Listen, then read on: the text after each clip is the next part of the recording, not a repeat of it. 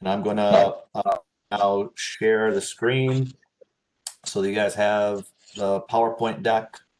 And I would give it like maybe 30 more seconds, LeVar, because we're Yeah, still a little bit low on people, but people are starting to come in. good deal.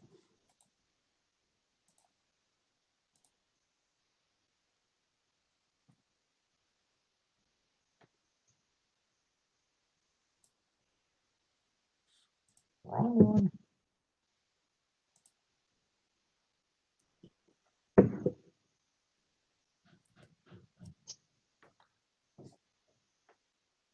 All right. You good, LeVar?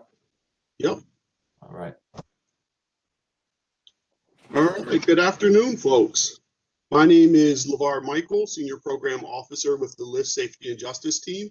And I'd just like to thank everyone for joining us today for today's webinar on strengthening community outreach and engagement as part of the comprehensive school-based approach to youth violence and victimization prevention program. That's a mouthful, or otherwise known as CYVP. As we all know, community outreach and engagement is an essential piece to creating safe and secure schools and communities. And it's truly our hope that today's webinar will provide you with the tools and resources needed to achieve those goals. Next slide, please.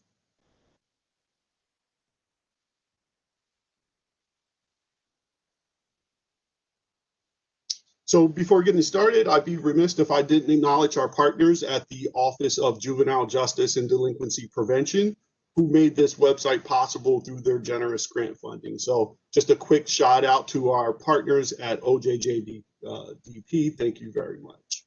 Next slide. So before we get started, I just want to take a moment just to provide a quick overview of today's agenda.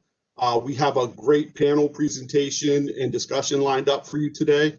But before we get started, just a couple of housekeeping items we want to quickly go over. So today's run of show will start by defining community engagement and outreach as it relates to the CYVP model. After that, you'll have an opportunity to hear from our panelists who will introduce themselves. We'll then move into the panel presentation segment of our webinar. And then we will lead into our moderated discussion followed by an interactive Q&A opportunity. During the moderated Q&A opportunity, all lines will be unmuted. Definitely feel free to use the hand raise option if you prefer, or feel free to populate questions into the text box, or chat box, I should say. Next slide. So why is outreach and engagement important to the work that we do through CYVP? On the left-hand side of your screen here, you'll notice that we took some time to outline the goals associated with the CYVP model. These are goals that we're all familiar with and we've discussed frequently over the last few months, but I think it's worth recognizing that these goals cannot be achieved without a very strategic, robust, and intentional plan of outreach and engagement. And that really depends on you doing a number of different things. One, it depends on you being able to effectively engage students and families. It's also about your ability to enhance current partnerships and develop new ones. In order for us to be innovative in our approach to school safety, we certainly need to have a comprehensive approach to partner outreach and engagement. It's also dependent upon your ability to build better working relationships with your public safety partners. This isn't just about having a one-off conversation with your law enforcement partners occasionally. This is really about taking the time to really integrate your law enforcement partners and your public safety partners into the fold of your project and making sure that you're having regularly scheduled conversations with them, that they're a part of partnership meetings, that you're discussing crime trends and patterns that are taking place in and around the school, that you're examining and exploring better ways to access data and analyze data. It's really about making them a central part of the work that you're doing. And then also, it's about your ability to create opportunities for larger community resident involvement, right? And that always reminds me of a situation that occurred in Baltimore when I worked with a school district. Well, when I worked with a school located in a community we were doing a lot of work in.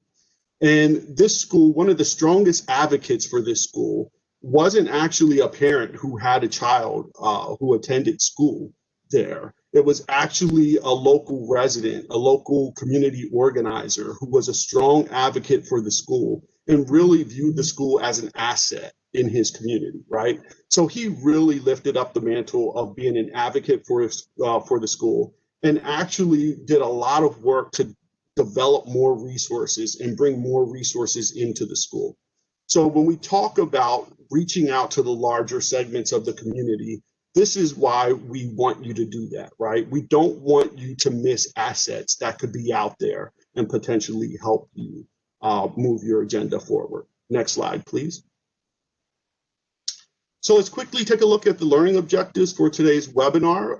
A couple of things we intend to do today is one, providing you useful tools designed to help you develop your own community outreach and engagement plan. Secondly, provide you information around ways to develop training opportunities for your community-based partners, for your parents, so they can better understand your CYVP project, program goals, and available resources. And lastly, to increase your ability to build stakeholder capacity in order to enhance student, parent, and community partner opportunities to advance strategies designed to support student-centered violence and victimization efforts. Next slide, please. So it's important to note that when we talk about community engagement and outreach, we're really talking about what we refer to as authentic community engagement. And this is about having consistent, persistent engagement with an entire community for the purpose of establishing a foundation of partnership, trust, and empowerment. We know that when you approach engagement through the lens of trust building and empowerment, you really then build the capacity of folks within the community to become advocates for their own lives and also for their own communities. And this was the case in the school that I worked with in Pennsylvania, where it was really interesting watching the ascent of a parent school board member. And it was interesting learning her story of how she actually started at the low level of just wanting and being curious and wanting to learn more about her child's education. And then that sort of led to school officials and administration officials encouraging her to do more, lifting her up and empowering her, helping to build her capacity to do more. She went on to work for and do some work with the PTA. And then after that, she actually started to organize and develop different projects for the school. And years later, she went on to serve as the school board and is a phenomenal member of that particular district right now. So when we're talking about authentic community engagement, that's pretty much what we're talking about, right? We're talking about building mechanisms where you can build trust, where you can uplift people, and you can empower community residents to really take the lead on making their communities more secure, making their schools more secure, and becoming an advocate for their communities. And so just to come full circle on this, to recap, when we talk about being community oriented, it's about active participation by residents, by parents, by students. It's about robust dialogue with the larger community. Again, not just focusing on parents and students, but really focusing on that larger community as well. And it's important to note that when you do this, that really lends credibility and validity to your project. And it really helps to build capacity to continue work far beyond the life of your particular grant. Next slide, please. So when we talk about having a plan, the question becomes an engagement plan. Question quickly becomes, how do you get started in that process? And one of the ways that you get started in that process is by having important conversations with your partners and your stakeholders during the planning process. And what this is really about is, asking some very simple but important questions, right? Like, why are we involved in engagement in the first place? Why is engagement important to us in the first place? And that may seem relatively simple, but that really helps to ground you when you're thinking about how you want to structure your engagement plan. It's also about thinking about questions like, what would full engagement look like for our community, right? This is almost like developing a vision board where it's helping you to see the possibilities that are possible when you have full engagement, when you have full student engagement, when you have full parent engagement, when your policing partners are fully engaged, your community-based organizations are fully engaged. It really helps you to conceptualize what those possibilities could be, how your school could be transformed through that type of engagement. It's also about looking at the engagement tools that you're utilizing. What are the tools that you're utilizing now to engage the community? Are they effective? And what engagement tools do you need, right? Are you fully engaged in all the social media platforms that are mainly used by a lot of the parents and students who attend your school? Are there other engagement mechanisms that you could expand or increase in order to be more impactful? So these are some things that you want to talk about through that planning phase of developing your engagement plan. It's also important to be data-driven through your approach, right? We know, and I think we should all remember that engagement efforts are, a central part of the work that you're doing to reduce youth violence and victimization. A central part of that is having strong partnerships with local law enforcement members, right? In order to do that, you have to have a clear understanding of the persistent issues that exist within the community and within the school, right?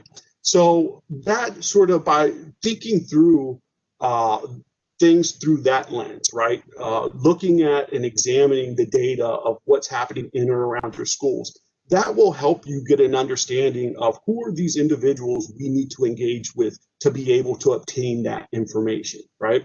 So keep that in mind as well. Also, asset mapping. It's a great something that's great to engage in. It helps you to take an inventory of what's happening in and around your school, in the neighborhood, what resources exist, what are resources that you may have that aren't working effectively, however, or what are some resources that you would like to see in your community or in your school that you don't have.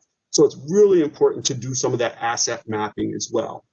And then lastly, looking at individual needs. Once you understand individual needs, you'll then understand the resources you need. Once you understand the resources you need, that will inform you as to who you need to engage and have at the table, right? And the next item is identifying your target population. You should really spell out in your plan who it is you intend to engage. Do you want to engage parents? Do you want to engage students? What type of stakeholders? What type of partners do you want to engage? By being prescriptive and by really taking the time to put this down in writing, it'll really help you to move to this next stage of developing goals and objectives. But the other piece of this is also responsibility. Who will be tasked with the oversight and execution of this plan? It's one thing to develop a plan, it's a whole nother thing to implement it, as many of us know. So who's going to be responsible for that? Who are the partners that are going to help enforce that once you have put your plan together? Think through that process. As I mentioned, goals and objectives, what you want to achieve, your desired outcomes, that should all be listed in your plan. And then lastly, defining what success looks like for you. Putting some performance measures together with interval milestones so you can track your impact, you can track your performance. And these are just a few items that can really go a long way in helping you to develop a very strong and effective engagement plan. Next slide, please. So with all that said, I think that's a great lead into our next segment where you'll have the opportunity to hear from two folks who have been doing this work for a number of years in two different communities. First is Cinchelle Matthews. She's the Community Development Officer with Houston LISC office. Before coming to Houston LISC, Cinchelle worked in schools for a number of years, and during her presentation, she'll talk about some of the tremendous work she's done over the years. Our next speaker will be Mariel Pfister. Mariel is the Community School Director with the University of Maryland School of Social Work, Promise Heights program. They have some amazing programming that they do in West Baltimore in working with schools that they work with in West Baltimore. So Mariel will tell you a little bit more about her tremendous program and the work that they do as well. But before we get started, if both of our panelists could just unmute for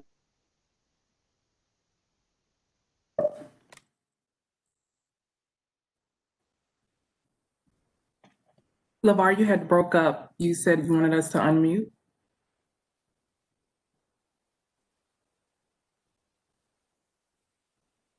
Hello?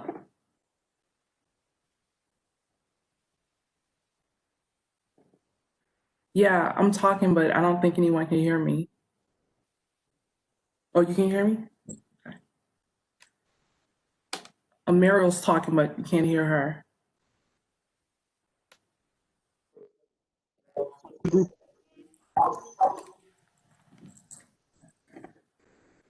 So LeVar, you're coming in and out. I don't know if people can hear me, but I'll tell people a little bit about myself. My name is Cynchia Matthews, and I have a master's degree in city and regional planning.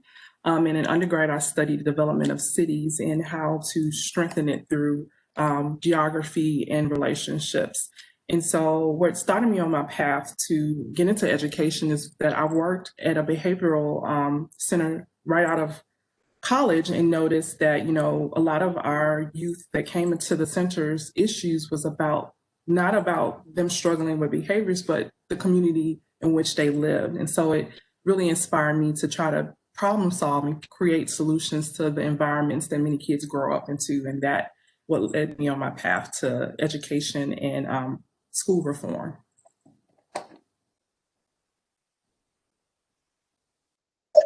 Outstanding. Thank you so much, Cynchia. Sorry, I had some internet connectivity issues there, so hopefully we're back in business. Mariel, I'll throw it over to you. Please tell folks a little about yourself and your background.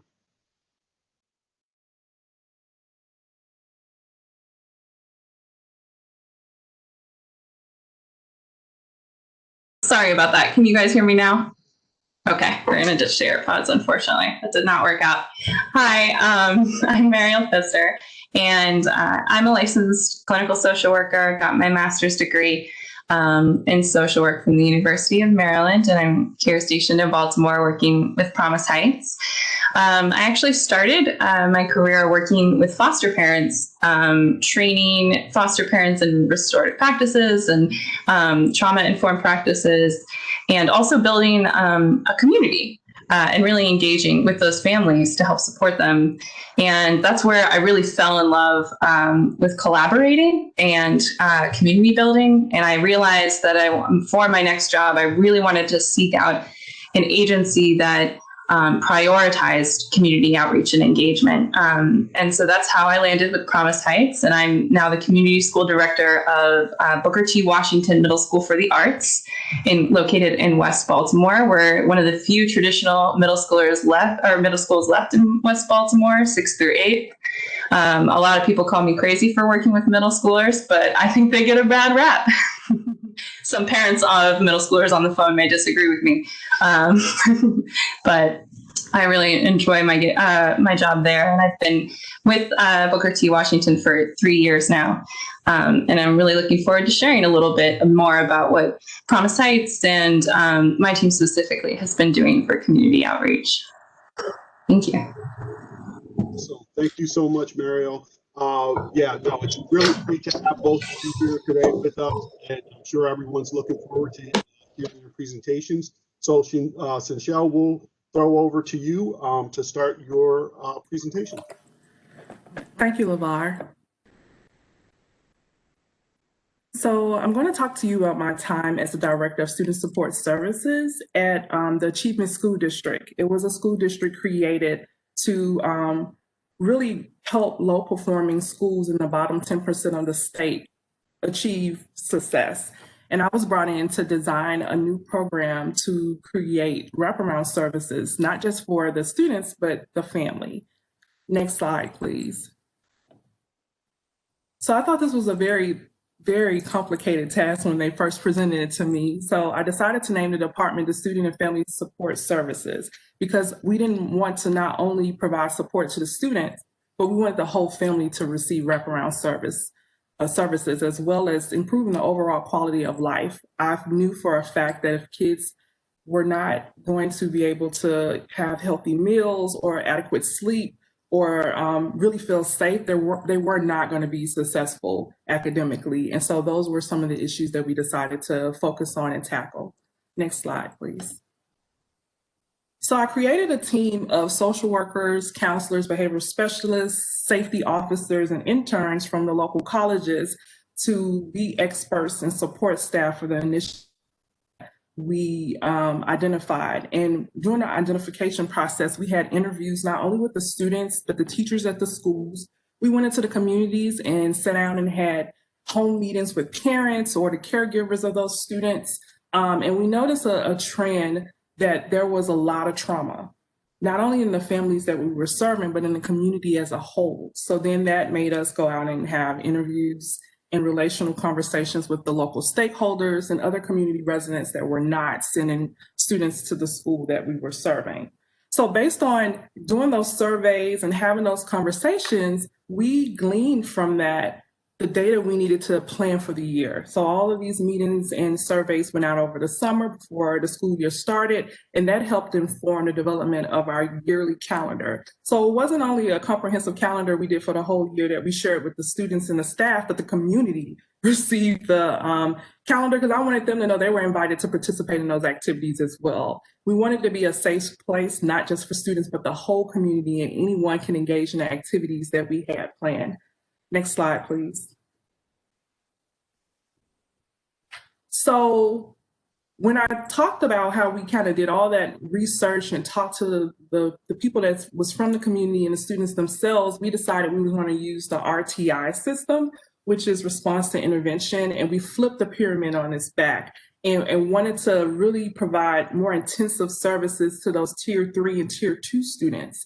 And so in order for that to be successful, we knew we had to get the parents in the school, we had to get those partnerships established and get everybody in the same space talking and understanding what resources was available. So I was very strategic in structuring opportunities where service providers and local stakeholders could interact with families in a safe space and frequently. So we will have quarterly resource fairs, and we would invite like local churches, the police department will come, and I'll talk a little bit later about the really close relationship we established with our law enforcement in that neighborhood. But also, we wanted people to feel like this is a fun place, and if I need help, there's no shame tied to it. I know I can go to the school anytime because they have all these great partnerships, and they're just a phone call away. We also created an Adopt a School program where we had an established nonprofit and for-profits like FedEx to come in and adopt our school. And by signing that commitment, which was the MOUs that I had everyone sign, those memorandums of understanding and possibly potential service contracts for some of the for-profits, is that you're making a commitment to not only be here for us, but to really invest in this community and care about these families we're trying to impact.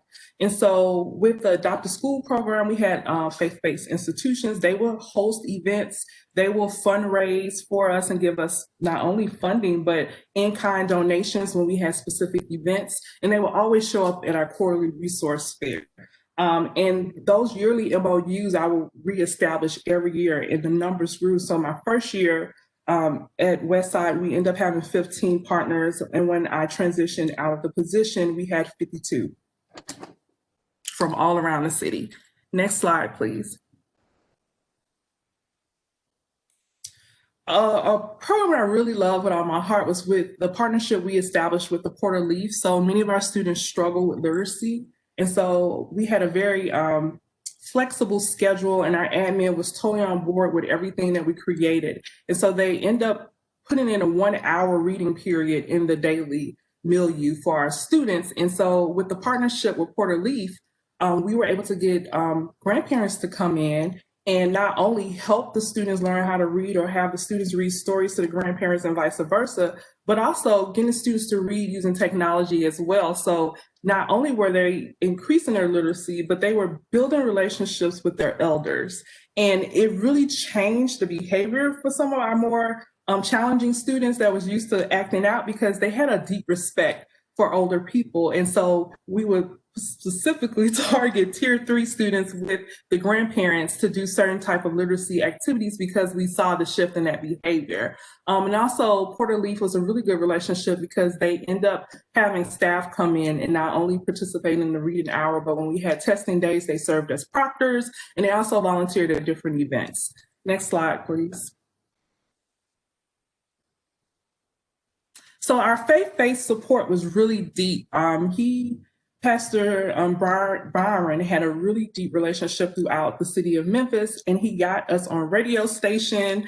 We got to talk about upcoming events and would businesses be willing to donate us more money. He was also very instrumental with working directly with some of our hard to reach parents. He would use his congregation to go out and do home visits and safety checks, and also get them to recruit them to come out and chaperone some of our events. So I had a really good relationship with him, and he was also one of the organizations that I entered into Adopt a School program. And in the last picture you see to the right, he was shaking hands with our principal because I ended up in the development of our calendar year, our students and parents expressed the fact that yes, these are middle schoolers, but we want them to eventually go to college, but that's so far away before they're into high school. So how do we expose them to that possibility? So I started doing a yearly out-of-town college tour trip, and he funded every year 5 students to go on that trip. So those relationships just paid dividends forward over and over again. Next slide, please. We also identified during the surveys and the conversations with parents is that, they were living in a low wealth neighborhood. It was very challenging to make sure that the kids received certain type of uniforms, or when the wintertime came, it wasn't enough coats or scarves. So I reached out to other businesses, and we created our own clothing closet within the school. We also had a weekend food program. So for those students and parents that we identified that were struggling financially, we made sure those students had food over the weekend until they got back to the school.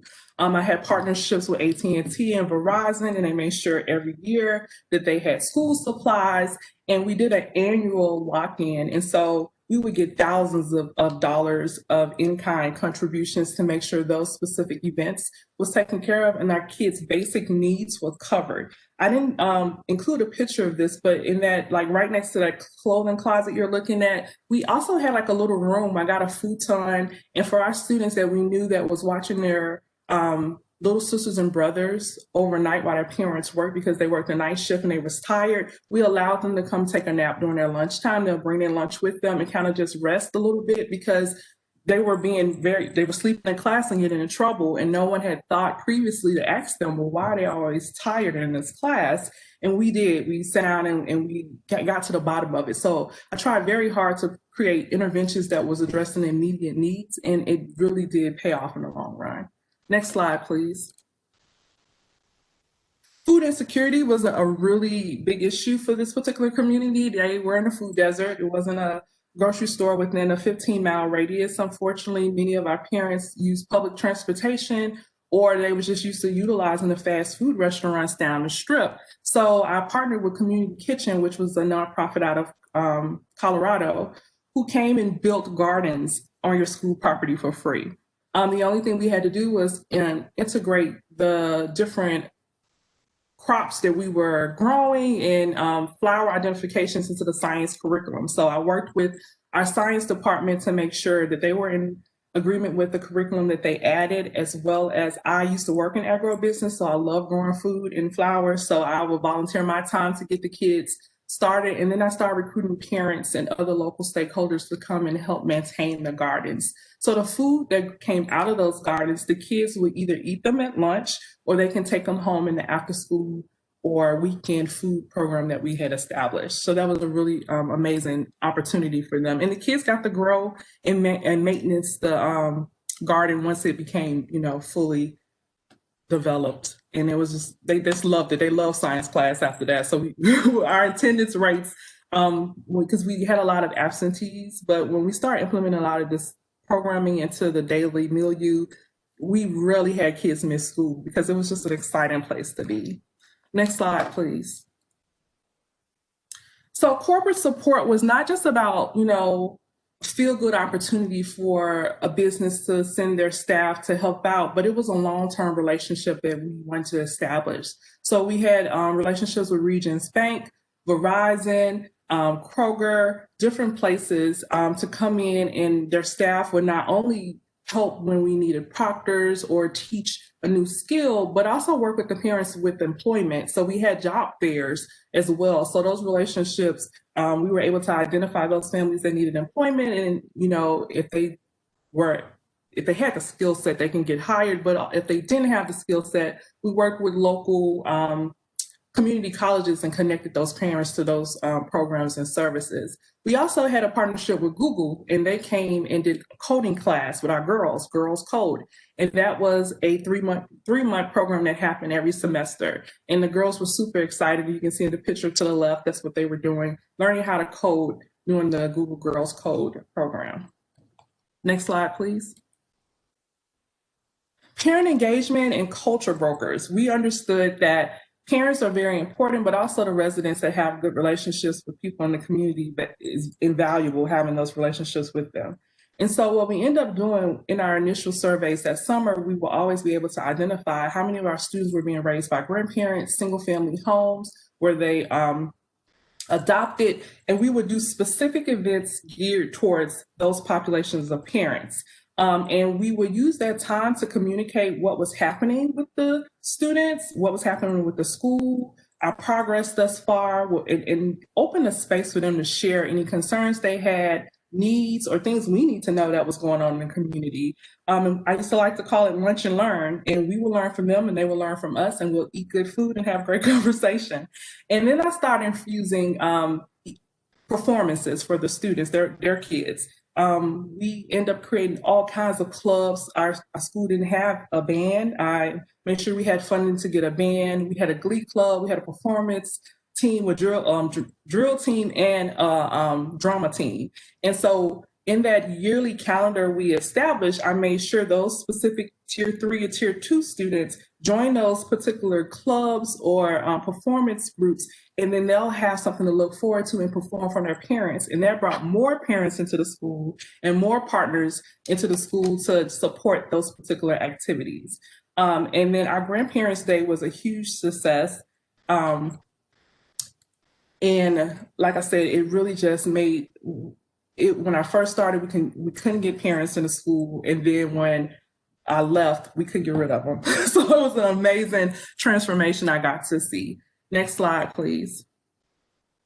But we also understood that the building could be in use even when we weren't operating as a school Monday through Friday. So we allowed local faith-based institutions to rent out our auditorium to provide Sunday service to the families in the community. We will also have specific performances scheduled for the weekend, so there can be some positive activity happening that families can participate in and come watch the shows. We had movie nights in the backyard, well, the field, not a yard, backfield of the school on the weekends and some nights during the week. So we did like year-round programming and utilized that space for the families. Next slide, please. But we also worked with family members that had businesses. So as you can see, the horses there, one of our students' fathers had a farm and he bred horses, and we had a resource fair one day and asked could he bring his horses out so the kids can see them and ride them. And the parents really was amazed that we can be a part of this process too. So they always was willing to share. We work not only with the local police precincts, but the fire department, and they also hosted events for us on the weekends and kind of talked about fire safety and other initiatives they wanted to push into the community. So that partnership allowed everyone to share information and get to know one another in a safe, healthy environment. Next slide. So life skills and workshops. We used to have stakeholder meetings once a month where all the stakeholders that had MOUs with our department will come and meet with me and our team to get updates, to check progress to the outcomes that we set for the year. And I forgot to mention this in the beginning. I was very data driven with this program. So I ended up utilizing a tool called Rockcatcher, which allows you to create a circle of care for a student and then put into that circle, literally digitally, the different services and service providers for that child and family and track the progress throughout the year, as well as put in the baseline data for attendance and test scores and grades, and then see how those interventions was influencing the success of those particular metrics that you added. So this was one metric, was to make sure our students had life skills and workshops to not only build just skills they need for life, like financial literacy, but also if they want to be entrepreneurial. Many of the young men in our school on the survey said they wanted to learn a skill so they can make money on the weekends. So we ended up partnering with Youth Dimensions, and they came in and did a bike repair workshop for our male students who wanted to start the business, and then taught them basic business skills they need to take into consideration. We also partnered with More Tech, who had a barber program, and they will come and work with not only our middle schools, but we had a really tight relationship with our local high school, which wasn't far away. So for those students that had interest, they can go on the weekends or after school as a particular after school activity. Next slide, please. Oh, it was supposed to be a slide of the, so we had another relationship with Southwest Community College where the kids would go do tours and classes, and they can learn about different trades. If college was not a choice they wanted to make for themselves and they wanted a trade, then they were able to learn what those trades were, how much it cost, and how much time it would take to learn that particular skill. So we made sure that relationship was established as well, because we felt a kid, it's never too early to give them options and they can start planning for the future for themselves. And that worked out really well also. And in this last slide, it is the time that, it was a lot of racial unrest going on with some dynamics in the neighborhood, as well as just the lack of communication skills needed to avoid some of the violence that was happening. So I brought in the Mid-South Peace and Justice Center and Facing History Ourselves organizations, and they did a 2-day training on biases, diversity, racism, and communication. But what was beautiful about this particular event is that the parents was invited to come and moderate group discussions. And it was just an absolutely amazing time. And that was something we had started doing yearly because of the success. And we noticed a lot of the issues that we were facing between the students and how they treated each other had to decrease significantly. Most of the pictures I use is from the same cohort of students that I was with that particular 3 years. And I'm proud to say 95% of those students from that graduating class has graduated high school, and many of them are in college. Some of them are in the military, and I keep track on them of their success in their lives on Facebook. So those interventions really work, and they're young adults doing amazing things. And every time I look back on this time of my life, I'm just so proud of what we were able to accomplish because of the relationships we had with our families and the community stakeholders. Thank you for this opportunity to share. Wow, thank you so much, Michelle. That was a great presentation. And I think it goes a long way in proving to folks just how impactful community engagement when it's done the right way. So thank you for that. I know folks we are burning to ask some questions. Just a reminder, we'll have a moderated Q&A in a few minutes. But first, we want to hear from Mariel. Mariel, I'll send it over to you, and we look forward to hearing your presentation. Sounds great. Can you guys hear me? Sound okay? Awesome. All right. Wow, what a hard act to follow. Some great work there, Ms. Matthews. So I first want to start off by just going through quick overview of Promise Heights and how we overall do community outreach, and then towards the end dig in a little bit to our programming of community outreach, and hopefully during the questions to have a little bit more time to get into the nitty gritty. So can I go to the next slide? Next slide, please. All right. So a core belief of Promise Heights is really that community outreach has to start with authentic engagement every single time. And another thing to really note about our agency is that we're incubated within the School of Social Work. 17 of our staff members, we're a relatively small org, have an MSW. So we're definitely driven by some of those core social work framework principles like holistic interventions and being client-driven and strengths-based. You'll see those pop up over and over again. And even LeVar mentioned some of those in the framework you guys are being called to use for your engagement plans. Can you go to the next slide? Thank you, James. We're a place-based organization. That's another important thing to note.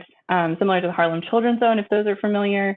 Our services really are targeted to families that live in, work in, or have students who attend schools in the Upton Druid Heights neighborhood.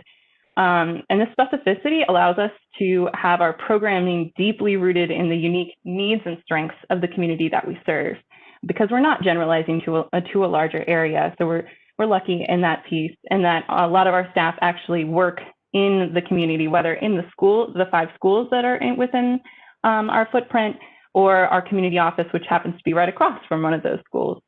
You can go to the next slide, please. This is just a video. We don't have time to watch it today, unfortunately, but if you are interested in learning more about the work and some of the programs we've done, please, I encourage you to watch it. Yeah, the next slide again. I'm going to be zooming through these. And here is the actual footprint that we serve, just within that orange line. So you can see I'm not lying. It is a really small footprint, but it does allow us for that specificity because it is so small. You can go to the next slide, please. All right, and so one of the key aspects of any Promise Heights community outreach programming is that client-driven piece, right? And so we always start with a needs assessment process. We started at the beginning of our organization, and we're constantly getting feedback and doing continuous, every 2 to 3 years, doing another needs assessment in the community and strengths assessment, so that we are staying completely driven by our stakeholders. And so you'll see here, we also use historical data and crime data and some of the other stuff that LeVar was talking about early on to form our programming and how we engage. Next slide, please. All right, and then this is just a brief timeline of Promise Heights. You can see from the timeline that another is relationship building. We firmly believe that to be impactful in a community, you have to demonstrate that you are truly a part of that community and are invested, not just in the short term, but long term. And so that's why we stuck to this programming and have been around since for the past decade, working in Upton Druid Heights. Thank you. And then this is actually our pipeline of services. This is the final part of our model that I really want to draw attention to and I think is important. We recognize that if you're going to serve an entire footprint, you can't just focus on, one stakeholder, right? And so we have to think of programming that wowould catch a community member at different stages of their life. And you can see we start basically in utero, working with pregnant women in Upton Druid Heights, and then all the way up to elementary, middle school, high school, and even adults in the Upton Druid Heights community, trying again to create feedback that's targeted to the unique needs of that individual, because a parent of a young child is going to want community outreach in a very different way than a middle schooler may. And so this is another important takeaway for Promise Heights in our work. If you could go to the next slide for me. All right, so some of the more interesting good stuff, starting to dig into some of the programming here. So this is our early childhood and early elementary school. This is a brief snapshot of some of the stuff we offer. And so we're housed actually in the 3 elementary schools that are in the Upton Druid Heights footprint. We have staff that work out of those elementary schools full time, offering a wide variety of programming and community outreach. One aspect of our programming that I really want to draw attention to is that in utero piece that I was talking about earlier. We have Be More for Healthy Babies and our early childhood team at our elementary schools organize Circle of Security parent groups, and then also our Parent University program. These programs are really great in that they are facilitated not just by the clinicians on staff, but by former graduates of the program. They're peer-led by parents within the community. And so these places are really focused on building relationships within the group, relationships that will last far after the group is stops meeting, that can continue to be supportive to those parents. They talk through things like Circle of Security and other recognizing important milestones in young children. But a key aspect of it too is the bond between parent and child, and promoting that bond, because we know how important that is down the line for so many different ways, and can help prevent so many barriers down the road. And so really giving parents a safe space to bond with their children and other parents. These are two aspects of our community outreach that we always get really positive feedback about, and we've continued because of that. Yeah, and then next slide, please. I'll dig a little bit. All right, so middle school. This is kind of my area. We're only in one middle school. There's only one middle school inside our footprint. It's the historic Booker T. Washington Middle School for the Arts. We're actually one of the first schools for Black children ever opened in Baltimore, or the first opened in Baltimore City, built in 1986, if you can believe. Oh, I'm sorry, I mixed that up, 1896, my bad, much older than that. And so we're a historic school. We have a smaller population of about 200, but we try to do a lot of community outreach and a lot of programming to meet our students' needs. I definitely want to shout out one program in particular, our grief and loss, individual and group counseling through Roberta's House. 2 years ago, I was relatively new to the position, and we started the school year. And unfortunately, in the first 3 months of the school year, we had over 15 students lose an immediate family member to gun within the community. And obviously, it was, impacted these students tremendously. They were just trying to keep their heads above water while also having to navigate the other struggles that come with being a preteen. And so we reached out to them, the clinical team went specifically to some students and asked what kind of support they would be looking for during this time. And we heard that they wanted a safe space where they could talk to other students that could understand the pain and the loss that they were going through. And so we went to our trusted community members using our local community advisory boards and the Upton Planning Committee to find a partner that we thought was up to this task of helping us create this safe space within the school. And Roberta's House was named a trusted partner that would help us in this work. And so we launched our first student grief and loss group within the school building. It was during the day, so students, it was easily accessible. They were able to create that safe space, and we saw grades turn around. We saw attendance turn around for some of these students. Really powerful, and just an incredible satisfaction surveys at the end that this was programming that actually spoke to a real need. And so it's something that we've brought back year after year. And, it's not as exciting as some of the other stuff we do, like dances and our resource closet. But I think it's one of those things that really demonstrates how we work when it comes to community outreach at Promise Sites. It's finding that, going to that stakeholder first and saying, how do you want this to look? And really taking that feedback and building something out of it. Could you go to the next slide, please? All right. So finally, I want to talk a little bit about the high school community outreach. We work at Renaissance High School, which is in our footprint. It's actually right above our middle school. When we've been there for almost 8 years at this point, some great programming has been offered to students and families that attend Renaissance. They have a dedicated college and career staff that works individually with students around what they want after they leave high school. Do they want to look into a vocational trade? Do they want to enter the job market immediately? Or are they looking at a 4-year or 2-year in college, and helping guide students and parents through things like FAFSA and those, in college tours, and offering a lot of services around the college and career aspect. And I also really want to talk about the Safe Dates programming that we offer in the high school. This was actually born out of, we were seeing high rates of intimate partner violence within Upton Druid Heights.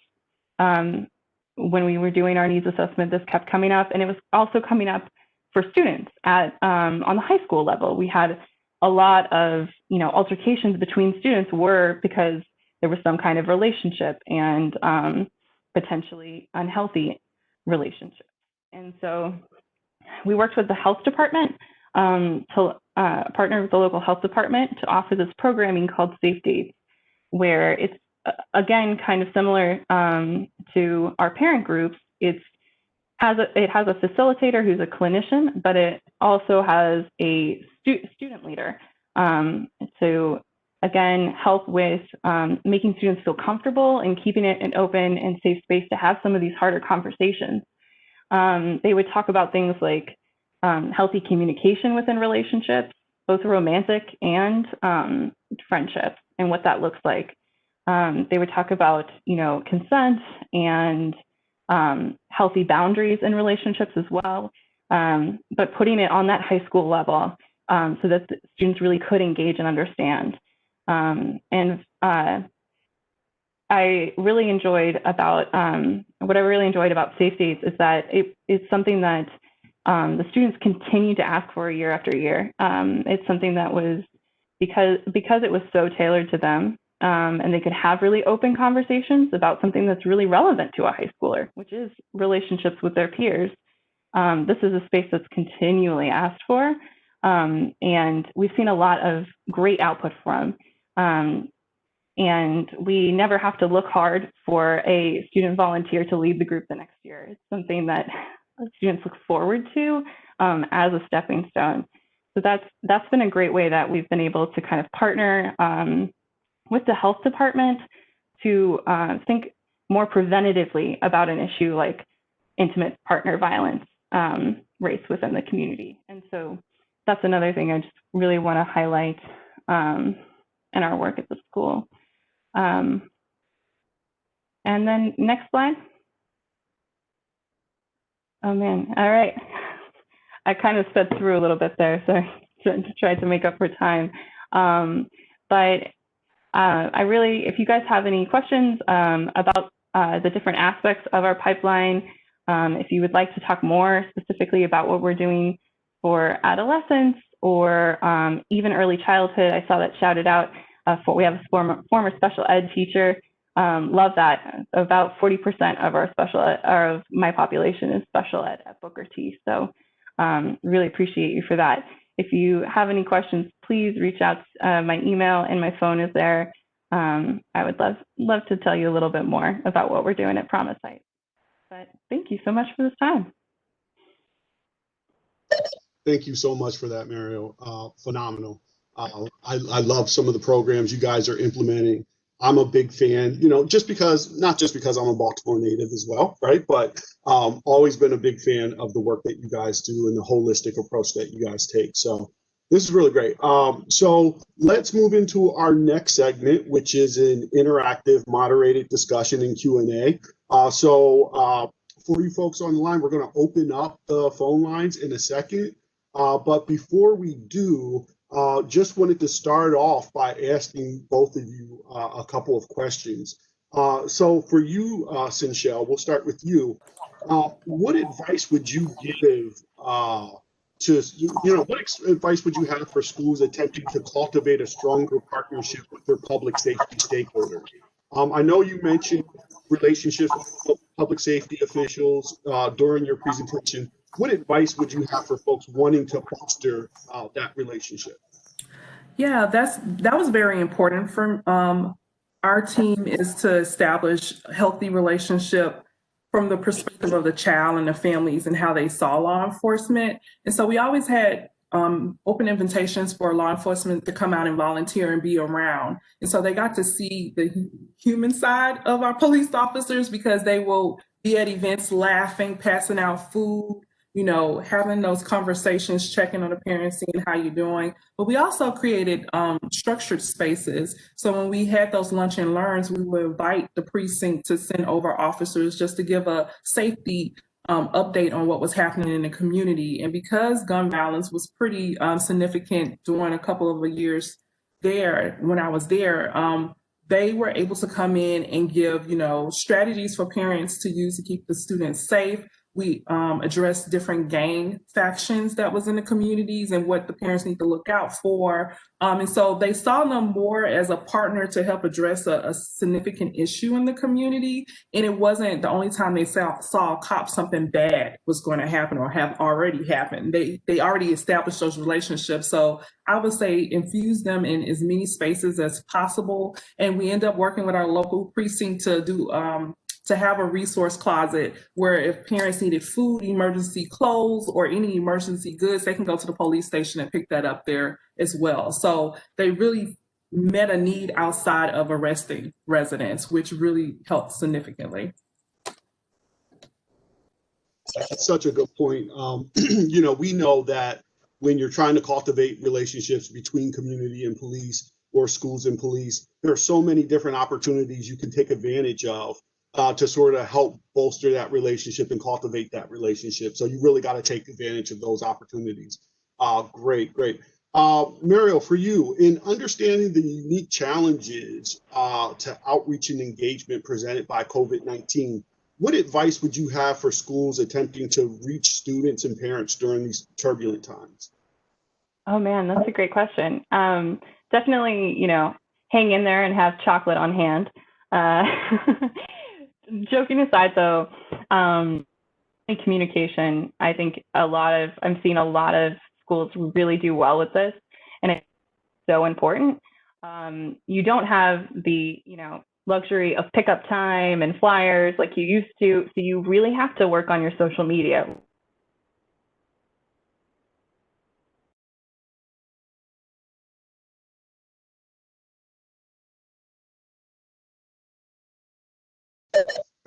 And we lost you for a second, Mariel, I believe. Yeah. Oh, okay. Yeah, you're good now, though, but continue. Go ahead. So it was just talking about and how we had to beef up our social media presence and make sure that we weren't just leaning on Facebook, but we were also using Instagram, Twitter, Classroom Dojo, calls to get information out to our community. And then also we really had to pivot in a lot of ways, our programming to first ask parents what they needed. Our parents said overwhelmingly it was tech. A lot of our students didn't have laptops, they didn't have internet stability. And so what we had to do first was get the district provided laptops. We found a private partner to fund hotspots for our students so they wouldn't have to worry about internet connection. We had to get all of that out to our students, and then our attendance team actually pivoted and turned into our tech team. They became our 1-800 call a computer nerd. All of our parents were connected with someone on the attendance team so they could, if they had trouble with any of the platforms they had to use. And the other thing we heard from parents, which was a bit more surprising, was we had to find ways to incorporate joy into virtual programming. And we didn't necessarily see that coming, but it makes a lot of sense. When you're stuck in this world of screens, we don't have our usual breaks of laughter and breaks to walk around and, be in the sunbeam for a second. So we had to come up with some, unique ways for that joy. Something called a parent paint night, where we weren't teaching parents about Zoom or, some other platform or standard that they had to learn. It was just parents hanging out and learning how to paint something together. And it was some of the best turnout and engagement we had gotten in a long time. Similarly for our students, we held a virtual Halloween dance with different breakout rooms. In one room, they were playing Among Us, if you guys have heard of that video game. In another room, they were watching a movie. And in the main room, there was just music playing so kids could dance. We had the costume contest. And again, we celebrated attendance during that time and shouted out students who had really good attendance or improved attendance. But the main focus of that event really was joy. And again, we had a fabulous turnout and engagement in that space because I think we really heard that need. So that would be my advice. That's phenomenal advice. Thank you for that. And yeah, these are challenging times, so it's always good to hear what other folks are doing. This is a question that could go to either of you, both of you, however you guys want to answer. Then after this question, we'll open up the lines to a larger group to ask questions that they may have. In working with school partners to formalize an engagement plan, what are some important factors for staff to consider when you're in that process of formalizing an engagement plan? Either of you, both of you? I would say making sure you know what your needs are, what specifically it is, and what outcomes you want to achieve that year. Well, I did yearly MOUs with those partnerships, being very clear what's possible and what's not possible. And I always tell my staff, as well as the partners we were working with, never to overpromise to families or to the students. And so stay within what we can really successfully deliver, and creating partnerships that's going to be lasting a long time, because students, they get fatigued constantly meeting new people and then they don't see them anymore. And they establish these relationships with the partners and they grow to love them and then they never come back. And so that was a number one priority for me, is making sure there's long-term commitment, the outcomes of what the expectations are very clear, and what it is we really need to make sure that we're achieving the goals we're setting that year. I would just add on, because I completely agree with that. And as a next step, we make sure that we're checking in with those partners regularly and keeping those communication lines open, because that is so important. And you can catch a problem with a partner and potentially their performance early on if you have those identified measures that you would set up in that initial meeting, like Sanchal was talking about. But also you can catch, if they're having low enrollment, maybe hook them up with a partner that is doing really well in enrollment, and they can learn from each other. So creating those check-ins and spaces where partners can even learn from each other has been really helpful with us in building our engagement plan at Booker T. Wonderful. Thank you both for that. So now let's move to our interactive Q&A. We definitely encourage you folks to ask as many questions as you can think of. James, I'll throw it over to you to unmute the lines, and folks, like I said, we definitely encourage you to ask questions. Yeah, I put in there, if anybody has questions, raise your hand. There's right next to your name. If you look at the participants, there's a little hand raising button. So you can either do that or just take yourself off mute and go ahead and ask.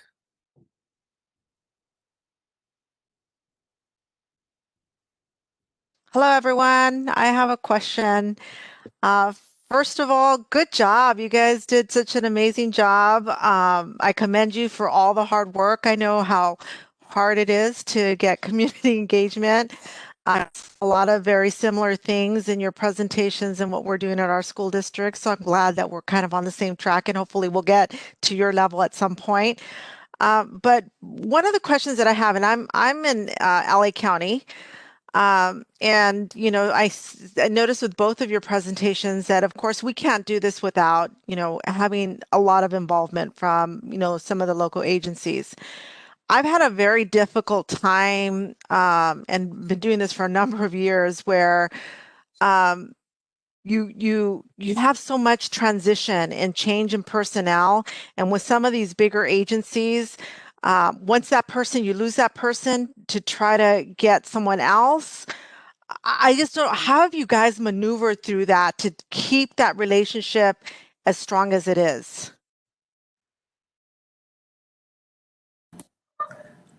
I know what I'm about to say sounds so business-like, but we made sure we had succession plans, not only for my own team, because there's burnout in education and we lose staff all the time, but with the organizations we work with. So I will always, in initial planning meeting with that partner, ask about what is the plan if this point of contact change, and how do we make sure that this relationship stands the test of time, regardless of who's in this role. How do we link key people or heads together so if there's some transition change, we get heads up and we can make those shifts in enough time to continue the work. So that's always an initial part of the conversation I have with partners is about succession. I completely agree. We also have similar conversations and structure, but I would also add too, sometimes it's looking for an ally that you wouldn't expect or in that organization. Sometimes it's not just leadership. I've definitely made a misstep early on and just focusing and creating the leadership of an organization. When sometimes the real movers and shakers in organizations, as we know, working in schools, can be those frontline folks. It can be, for a school, it can be your main office assistant or your cafeteria manager. And it's the same for some of our partners too. If, you're partnering with a larger, for instance, a mental health agency, getting to building relationships with those frontline therapists sometimes can go even farther than those conversations with leadership and longevity. Yeah. Thank you. And then just one other follow-up question for you both. And I think it's just to help me try to realize if I'll ever get to this. But one of the things that I've been working on is trying to make sure that it is a group of people that are coming together that are equally working for the same goal. And what I feel a lot of times is that because we kind of initiate it and it's kind of district led, that the agencies just come sit in and kind of listen to what the school district needs, but not necessarily contributing at the same level. I feel that your programs are amazing and well-rounded, and you've got something going on really, really good there. At some point, does it get to that level? Am I just like spinning my wheels and it's always going to be district led? I'm not sure.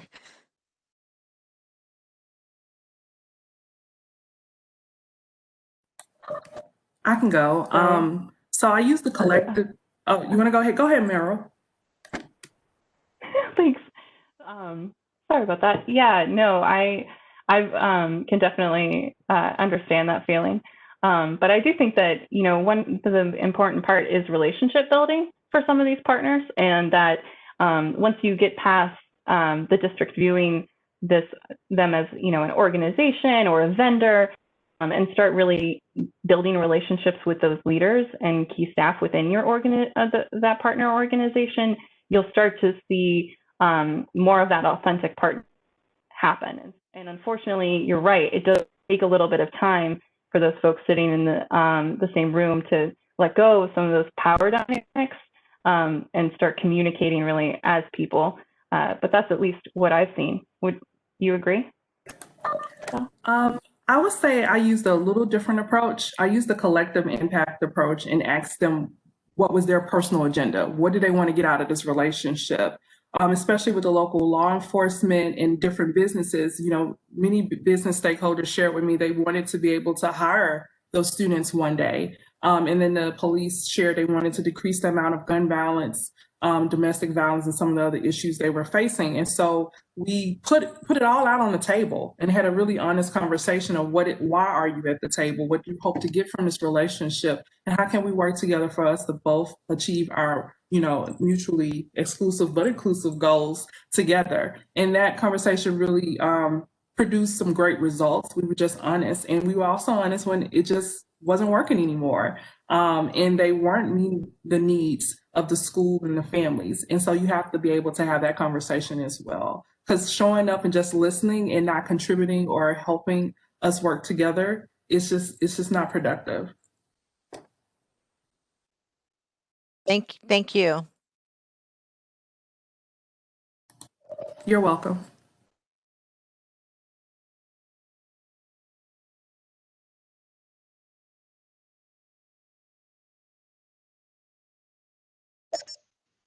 Any other questions?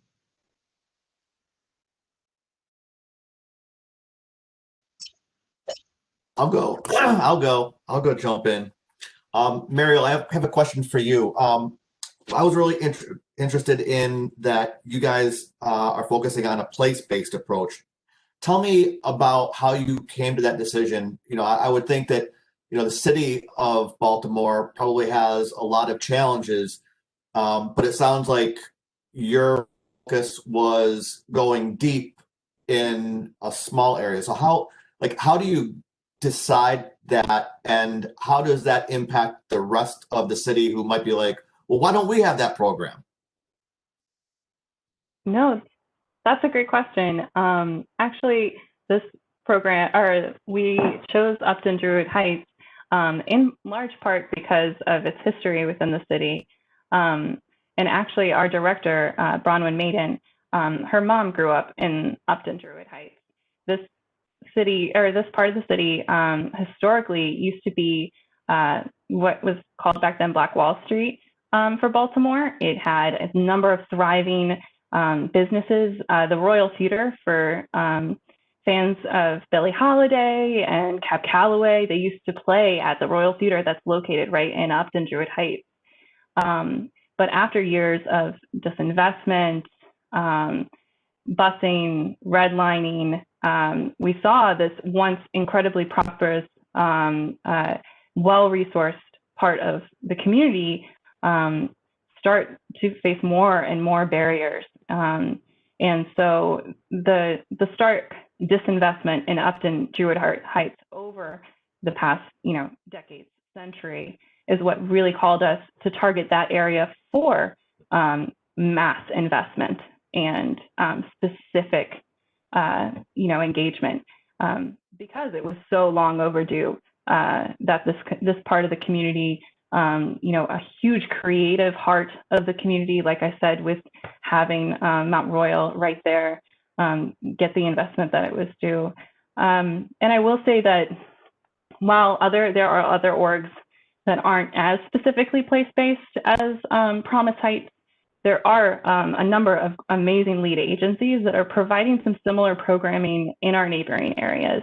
And we're seeing the community school strategy especially take on a lot of momentum in Baltimore City right now. We went kind of overnight from having a good-sized handful of schools to having almost the majority of our schools become community schools through recent legislation. And so while we feel like our work is unique in a lot of areas, it is being replicated throughout the city. And so there isn't, a big pull for us to go to other neighborhoods. Yeah, great question. Thank you. Any other questions out there? I have one real quickly for the both of you. Feel free to either one of you or both of you. I'm just thinking through like some of the challenges that are associated with engagement, right? We know that there are so many challenges associated with engagement. And this may be one you have to think about a little bit before you answer, but can you recall a challenge that you had faced when it came to engagement? And can you talk a little bit about how you overcame that challenge and how you sort of mitigated that challenge? I know that's sort of one you'll probably have to think in the, dig in your memory bank for. Just wanted to throw that out there.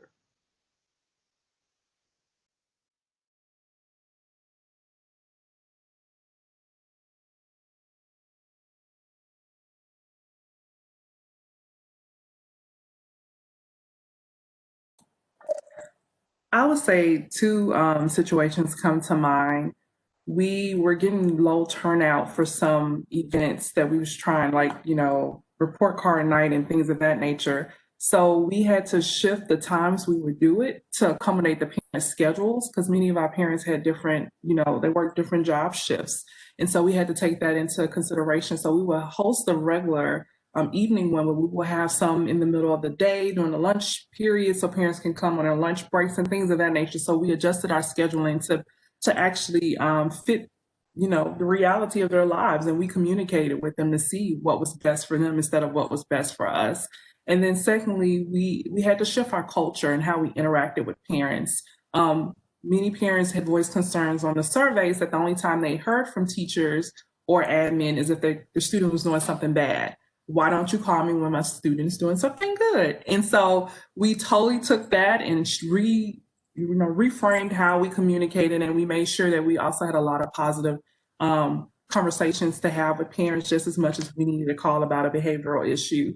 So that really shifted the relationship and how we interacted with each other once we changed that part of our culture.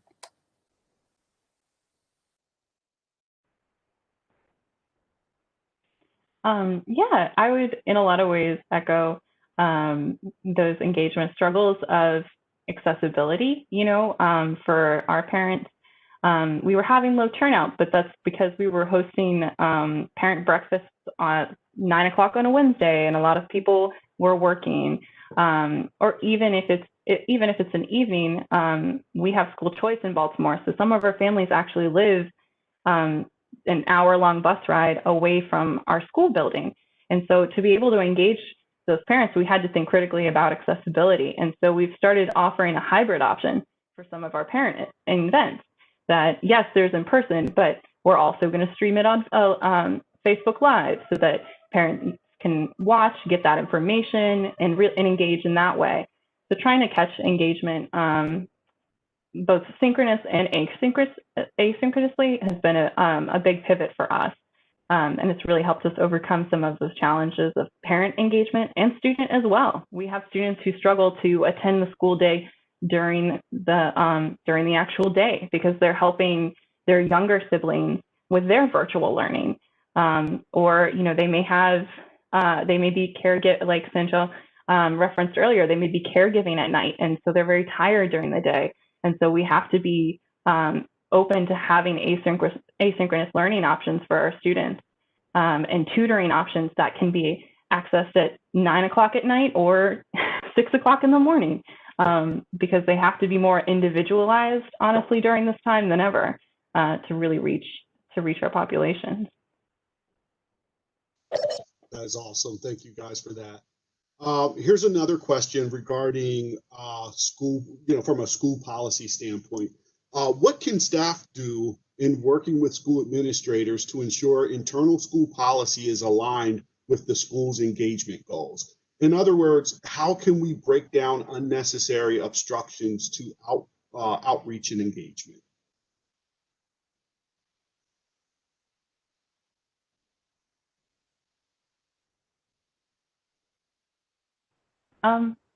I think at least one issue that I've seen in my school community with teacher voice is that sometimes they don't feel safe speaking up to an administrator because they are their bosses. And so sometimes they, or at least where we started, was first building strong relationships with our educators and our teachers and creating safe spaces, whether it was we have a teacher support group that meets and things like that.